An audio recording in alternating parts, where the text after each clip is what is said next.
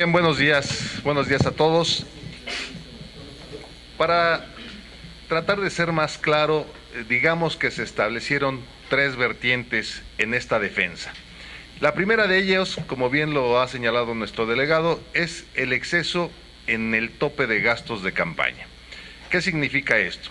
Que si bien la ley autoriza a todos los candidatos para ejercer ciertos recursos y financiamiento, este fue rebasado en exceso por el candidato de Acción Nacional, en más del 20%. ¿Qué es y cómo se cuantifica esto?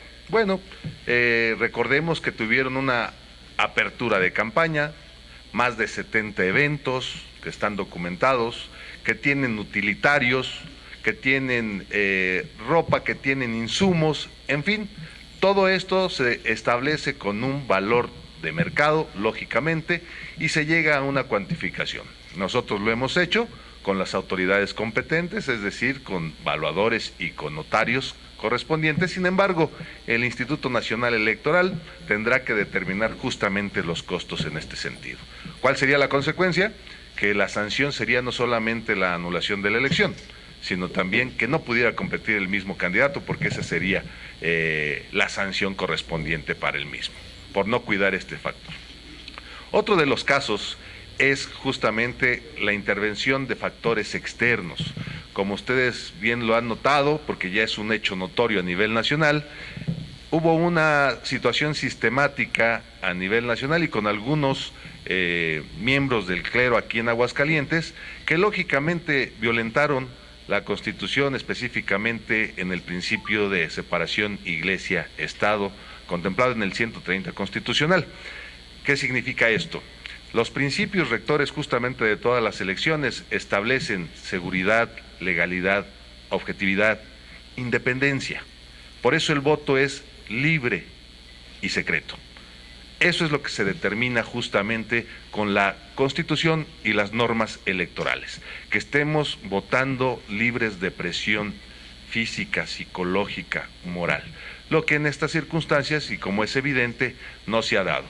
Al haber esta diferencia tal de menos del 3% justamente en la diferencia de la contienda, pues lógicamente que esto es determinante.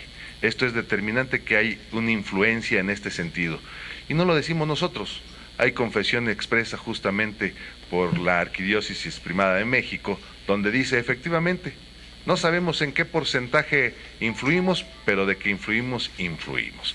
Por lo tanto, bueno, pues ante esa situación notoria, creo que todos los demás argumentos, como ustedes lo han visto, videos que se tienen, testimonios, denuncias, pues esto solamente fortalecerá, robustecerá la defensa en este sentido.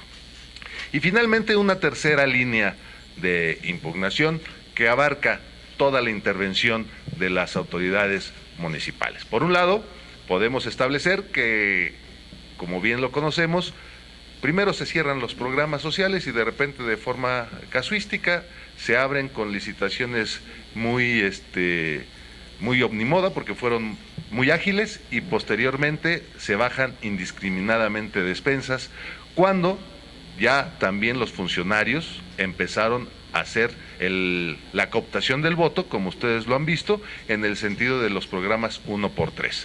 Más aún, ha habido funcionarios que han sido sancionados en el sentido de que establecieron justamente esa correlación entre las obras y programas municipales con los nombres de los candidatos.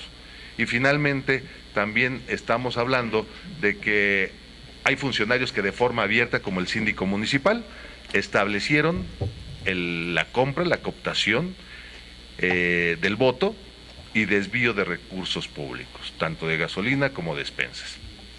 Y por otro lado, también se incluye el hecho de la difusión de la obra pública, lo cual está verdaderamente prohibido por la ley y que de forma sistemática se estableció a través de programas de radio, donde tuvo que haber medidas precautorias por parte de los tribunales para efecto de decirle al presidente, ya no lo puedes hacer.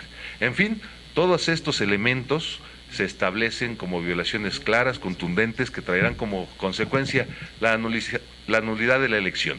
Hay precedentes, insisto, en todos los casos, cuando se excede en el tope de gastos de campaña, lógicamente la consecuencia será sancionar al candidato y lógicamente repetir la elección. En el caso del clero no es novedoso, recordemos que ya ha habido muchas elecciones en algunos otros lugares, Metepec, Toluca, Los Cabos y en algunos otros más, donde se ha determinado justamente esa injerencia como consecuencia de la nulidad de la elección. Y finalmente, para decirles si una grabación donde se establece la intervención de un funcionario deja sin efecto la elección de Colima, con ese precedente aquí tenemos lo que acabamos de hablar, el síndico municipal, estamos hablando que si de un autobús determinó justamente la nulidad de una elección, pues lógicamente la difusión de obra pública y la intervención en ese sentido, pues traerá las mismas consecuencias. ¿Qué es lo que se pretende o qué es lo que pretendemos como lo establecía el delegado? Simplemente ejercitar nuestro derecho que establece la Constitución y la ley, y por otro lado, que haya equidad en la contienda, que es lo que son los principios rectores justamente de todas las elecciones. Estoy a sus órdenes.